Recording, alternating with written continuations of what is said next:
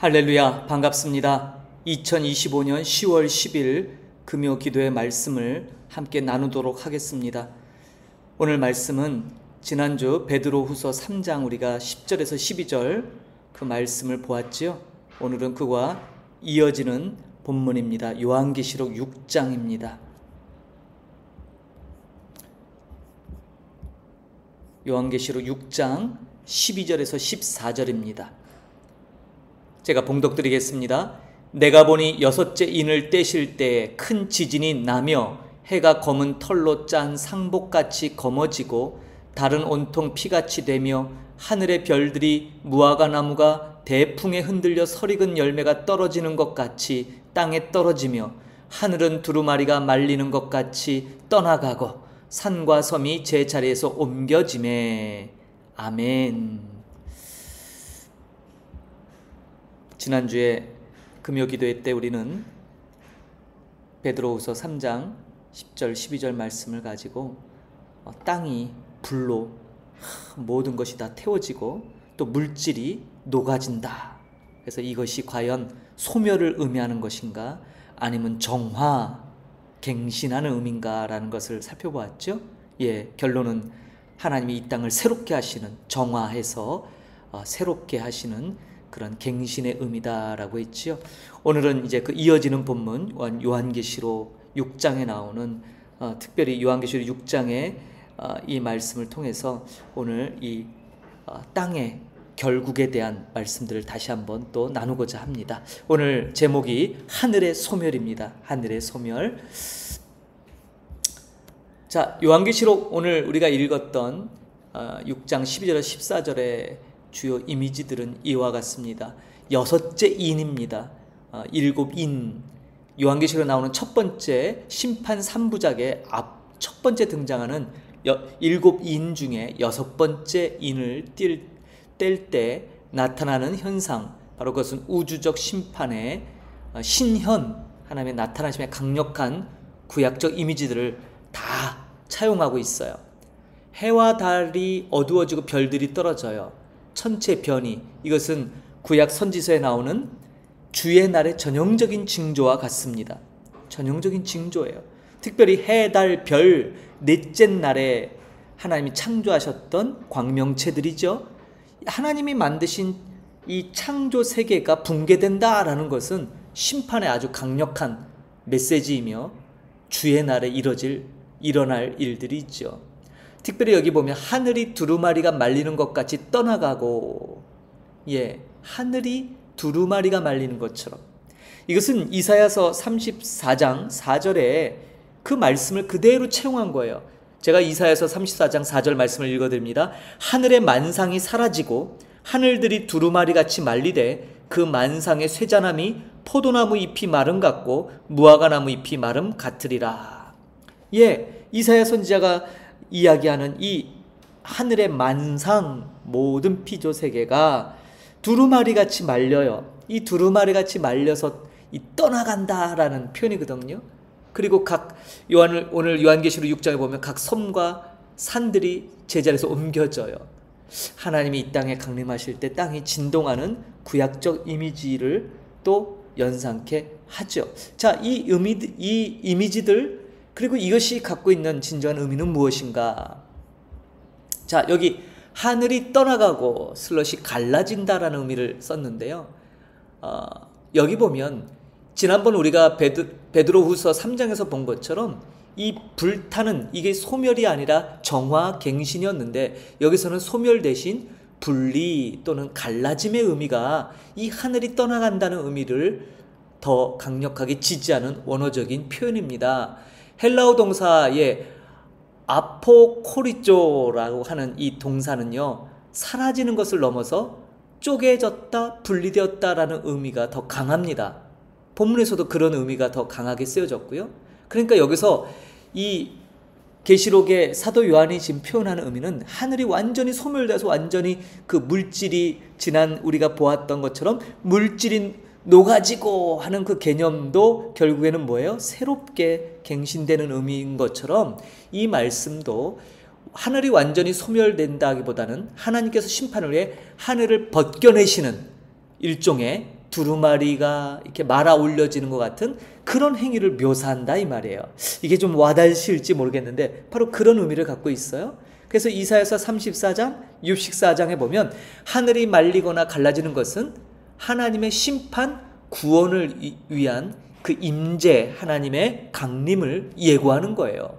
그래서 악한 하늘 권세가 제거된 후에 하나님이 친히 땅에 임재하심을 보여주는 이미지가 바로 이거예요. 그래서 여기 보면 구약적 개념에선 심판을 위한 길이 열렸다라고 얘기하죠. 자, 이것을 정말 그러한가 신약적 성취로 보자면 예수님이 마가복음 1장 10절에서 세례 요한에게 세례 받으신 장면에서 하늘이 갈라진다, 스키조라고 하는 이 갈라진다는 동사를 쓰거든요. 근데 이 스키조라고 하는 이 갈라진다가 마태복음 27장 51절에 예수님이 운명하실 때 성전 휘장이 찢어졌다라고 쓰러지는 그 찢어짐, 이 동사가 스키조예요.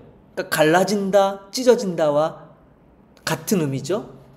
그러므로 이것을 봤을 때 하늘이 갈라지는 것은 하늘과 땅 새 장벽이 해제된 의미예요. 하나님의 임재가 도래하는 거죠. 하늘의 소멸보다는 심판과 구원을 위한 하나님의 행위를 기대케 만드는 용어들이 바로 이거죠. 그러니까 우리는 종래에 요한계시록에 이 무시무시한 재앙 3부작 시리즈를 보면서 막 두려움을 떠는데 사실은 뭐예요? 하나님이 계획하신 대로 그 말씀대로 이루시되 특별히 이러한 천체지변이나 또 땅이 막 이렇게 두루마리처럼 말려서 만상이 하늘들이 두루마리처럼 말려 얼마나 끔찍한 일, 하늘이 사라진다는 거잖아요. 근데 이게 사실은 뭐예요? 바로 이러한 의미를 갖고 있다라는 것이죠. 그래서 요한계시록 6장에서 이 하늘과 대변되는 땅의 운명은 베드로서 3장과 동일합니다. 땅의 옮겨짐, 산과 섬이 옮겨지는 현상, 땅의 완전한 소멸을 뜻하는 것이 아니에요. 하나님의 강력한 임재, 심판을 위해서 땅이 격렬하게 변동하는 모습을 묘사하죠. 하나님의 심판이 땅에 도래했음을 보여주는 물리적 징표일 거예요. 우리가 지난주에 봤던 베드로후서 3장에도 마찬가지로 땅은 불에 소멸되는 것이 없어진다라는 의미가 아니라 오히려 불타서 깨끗게 정화되어 새로운 땅이 드러나는 것처럼 오늘 요한계시록 6장도 하늘이 벗겨지고 갈라지고 악한 권세가 제거되는 걸 의미하죠. 땅은 심판과 변동의 장으로 드러난다라는 것을 보여줍니다. 결론적으로 두 본문 모두 땅 자체 소멸이 아닌 악의 세력 그 체제 제거 후에 정화되고 변동되는 과정을 강조하는 본문이라고 볼 수 있지요. 최종 결론을 보면 우주의 소멸이 아니라 리뉴얼, 갱신한다는 거예요. 베드로후서 3장에서도 하늘, 물질, 이것이 불의 용해, 제거, 이것이 뭐예요? 정화되는 거였죠. 또 땅도요, 드러나요. 새롭게. 그러니까 소멸되는 것이 아니라 심판과 정화의 장이 된다는 거죠. 오늘 계시록도 마찬가지 구도입니다. 하늘은 두루마리처럼 말려서 갈라져요. 하나님의 임재를 위한 장벽들이 다 제거됨을 의미하고, 또 땅은요, 산과 섬이 옮겨지는 하나님의 심판이 땅에 임하는 것을 이렇게 뜻하죠. 요한계시록 6장의 이 대격변, 궁극적인 종말이 아니라 새하늘 새 땅의 도래를 위한 심판과 정화의 과정을 묘사하고 있어요. 그래서 이제 여섯 번째 인이잖아요. 일곱 번째 인을 띄니까 그게 끝이 아니라 일곱 번째 인 안에서 또 일곱 나팔이 나오죠.